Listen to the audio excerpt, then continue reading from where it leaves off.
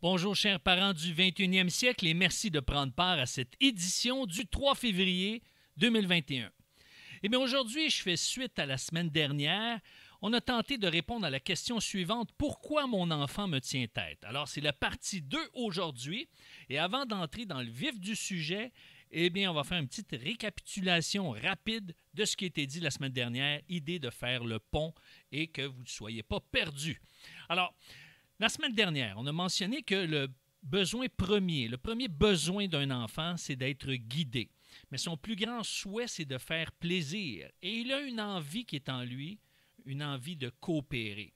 Maintenant, vous allez me dire, « Ouais, mais moi, mon enfant, il n'a pas envie de coopérer, il me tient continuellement tête. » Eh bien, c'est parce que cette envie de coopérer doit être développée, doit être stimulée. On ne doit pas la stimuler par de la manipulation, en manipulant un enfant par la peur ou la culpabilité. Non, on doit l'encourager, on doit l'entraîner, on doit lui donner justement des balises claires, mais des balises qui correspondent à son tempérament. Parce que sinon, il va manifester de la résistance. Et la résistance, là, ça se révèle, ça se manifeste surtout chez un enfant qui se sent incompris, qui se sent ignoré. Alors, il y a besoin d'espace dans un premier temps pour manifester son désaccord. Et le problème, c'est quand il n'y a pas cet espace-là, eh bien, qu'est-ce qu'il va faire? Il va tenter d'obtenir ce qu'il veut, mais à un moment où est-ce que vous êtes le plus vulnérable. Hein, est-ce que ça vous est déjà arrivé que votre enfant veut manger un dessert pendant que vous êtes en train de préparer le souper? Et là, vous dites, non, c'est pas le temps, là. Mais vous avez les deux mains là, dans la nourriture, et là, c'est pas le temps pour vous de réagir puis de négocier avec lui, et il le sait, et il vient chercher ce qu'il veut, il en profite. Et il se dit, bon, ben le biscuit vaut la peine qu'on se chicane à la table parce que j'aurais eu ce que je veux. Alors, qu'est-ce qui arrive? Eh bien, lui s'est servi de ce moment de vulnérabilité pour avoir ce qu'il veut. Pourquoi? Parce qu'il sait que il ne l'aura pas, il ne se sentira pas compris. Il ne sentira pas que son parent a capté ce qu'il est en train de vivre sur le plan émotionnel. N'oubliez pas qu'un enfant est beaucoup plus émotionnel qu'un adulte. Alors, c'est sur ce terrain-là qu'on doit aller le chercher. Mais encore une fois, pas en le manipulant, mais en essayant de connecter avec ce qu'il vit émotionnellement. John Gray va dire dans son livre, et ça, je trouve ça succulent comme déclaration, à la page 119 de son livre « Les enfants viennent du paradis », il va dire « Une minute de prévention vaudra des heures de guérison ». En d'autres mots, si vous vous donnez des moyens pour prévenir une tension, pour éviter une tension, pour connecter avec votre enfant, eh bien, c'est beaucoup mieux parce que, justement, l'atmosphère dans la maison va être beaucoup plus agréable. Maintenant, n'oubliez pas, quand un enfant résiste, vous tient tête, c'est parce qu'il ne sent pas que vous avez connecté avec son besoin. Il sent que vous ignorez son besoin. Alors, c'est pour ça qu'il va argumenter puis tenir tête. L'autre chose qu'il faut comprendre, et ça, on le remarque davantage chez les enfants sensibles, mais il faut comprendre que derrière toute résistance, il y a une colère. Derrière toute colère, eh bien, il y a une tristesse, et derrière toute tristesse, il y a de la peur. Donc, c'est comme des plures d'oignons. Et spécialement chez les enfants sensibles, on doit leur faire sentir qu'on connecte, plus particulièrement qu'avec les autres, qu'on connecte avec leurs sentiments, avec leurs émotions. Maintenant, quand on sent qu'ils résistent, bien là, à ce moment-là, on doit adresser cette colère. On dit, bon, non, c'est pas le temps de manger le biscuit, tu vas pouvoir en manger après le souper, mais d'abord, on prépare le souper, tu mangeras le souper, et puis par la suite, tu mangeras le biscuit. Alors là, non, je veux le manger maintenant. Donc, il est en colère. Je comprends que tu es fâché, mais sais-tu quoi? Tu vas pouvoir le manger après le souper. Tu vas pouvoir vivre cette expérience-là. Ah! Et là, vous dites, je le sais que tu es triste de ne pas pouvoir le vivre maintenant, mais n'aie pas peur. Tu vas l'avoir, ton biscuit. Et là, vous êtes en train de montrer que vous comprenez que sa résistance fait qu'il est en colère parce qu'il ne peut pas le manger maintenant, il est triste parce qu'il ne peut pas le manger maintenant et il a peur de ne pas pouvoir le manger du tout. Donc, vous le rassurez. Mais quand vous avez un enfant qui est actif, c'est différent. parce que, oui, vous cernez son émotion principale dans ce cas-ci. C'est différent. Pourquoi? Vous n'avez pas besoin d'aller dans toute la gamme des émotions parce que lui, il se concentre sur ce qu'il fait puis sur ce qu'il voudrait faire, ce qu'il souhaiterait faire. Alors, lui, il veut manger un biscuit maintenant. Alors, c'est de lui dire, tu dois attendre.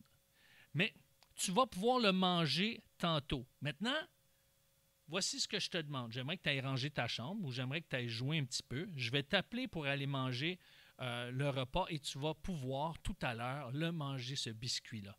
Donc, vous l'amenez à réaliser qu'il va pouvoir vivre l'expérience. Maintenant, ce n'est pas le temps de faire ça, ce n'est pas le temps de manger un biscuit, c'est le temps d'aller jouer. Donc, vous l'amenez à être dans l'action, là où il doit être. Vous l'encadrez, vous le guidez.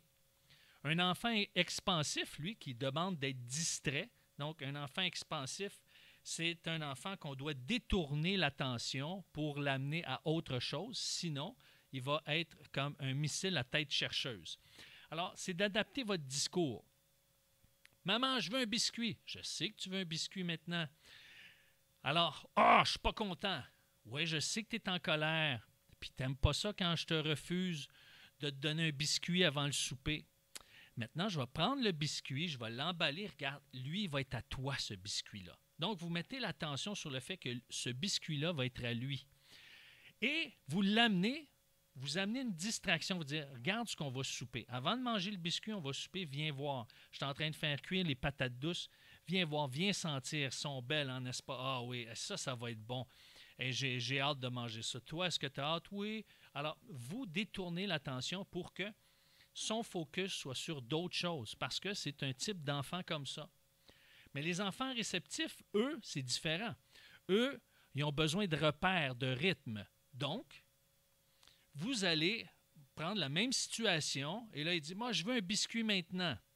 Et là, non, c'est pas le temps parce qu'on doit souper avant, tu vas pouvoir le manger après. Et là, il manifeste de la colère. Et là, vous lui dites, je sais que tu n'as pas envie d'attendre.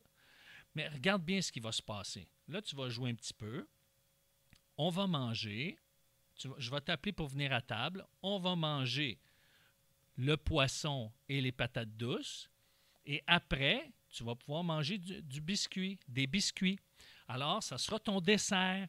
Et là, vous y allez séquentiellement pour le rassurer que manger des biscuits, ça fait partie de votre plan de match et que lui, il a besoin d'être rassuré sur qu'est-ce qui va se passer. Parce que, est-ce que je vais avoir la... Si je ne peux pas le manger maintenant, est-ce que ça veut dire que je vais le manger, je le mangerai jamais? Alors, c'est comme ça qu'on aborde un enfant, par exemple, qui est un enfant de type, qu'on dit qui est de type réceptif. Maintenant, vous allez me dire, ouais, mais là, c'est pas juste. Si on agit différemment d'un enfant à l'autre, c'est pas comme si un autre enfant pourrait dire, hey, c'est pas correct, toi, tu agis comme ça. Maintenant, ce qui est juste, c'est que chacun des enfants mange son biscuit après le repas. Parce que s'il y en a un qui le mange avant puis un autre après, ça, c'est pas juste. Mais la façon de l'amener à manger le biscuit après, ça doit être différent parce que chaque enfant est différent. Et s'il est caractérisé par un tempérament dominant, qu'il soit sensible, actif, expansif ou réceptif, eh bien, il a besoin d'être traité en fonction de son tempérament. Parce que ça fait partie de son unicité. Il se sent connecté, il se sent en communion, il se sent en relation. Et c'est ça qui est important. Alors, je vous invite à réécouter cette bande, à la partager. Et si vous voulez soutenir cette émission pour qu'elle continue à être diffusée sur les ondes du 92.7 FM dans la région de Ottawa-Gatineau, eh bien, je vous invite à me contacter soit par texto ou en m'appelant au 819-968-9994, le 819-968-9994. Eh bien, sur ce, chers parents du 21e siècle, je vous souhaite une bonne semaine et quel sera le sujet la semaine prochaine? On continue dans le même thème, mais maintenant, on va se donner des moyens encore plus précis pour savoir comment réagir. Comment on va réagir auprès d'un enfant qui nous tient tête. D'accord? Est-ce qu'on va utiliser la force? Est-ce qu'on va y aller avec la méthode douce?